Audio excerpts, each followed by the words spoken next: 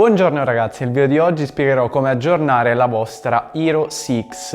Potete farlo sia tramite l'applicazione per smartphone o tramite computer. Io in genere utilizzo il computer perché è il metodo più veloce e più sicuro per aggiornare il vostro dispositivo. Per prima cosa accendete la GoPro, collegate il cavetto USB alla GoPro e poi al computer e quindi aprite GoPro Quick. Una volta aperto GoPro Quick, se ci saranno degli aggiornamenti disponibili per la vostra videocamera, vi comparirà una notifica in alto, quindi non dovrete far altro che cliccare su scarica l'aggiornamento e visualizzerete le note di rilascio. A quel punto dovete mettere la spunta sui termini di utilizzo per accettarli e quindi andare avanti.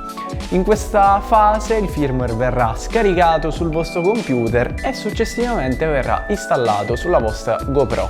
Il tutto è veramente molto semplice e veloce, ovviamente dipende dalla versione del firmware che starete scaricando, potrà metterci più o meno tempo, ma in ogni caso è un'operazione molto veloce. Vi ricordo che sarebbe l'ideale caricare al massimo la batteria della vostra GoPro, perché nel caso in cui ci volesse un po' più di tempo almeno non incorrerete in alcun tipo di rischio. Bene ragazzi, questo è tutto per il video di oggi. Vi ricordo di visionare anche questo video dove metto a confronto la versione 1.60 rispetto alla versione 2.01 del firmware della GoPro Hero 6 e mi raccomando, iscrivetevi al canale e lasciate un bel like.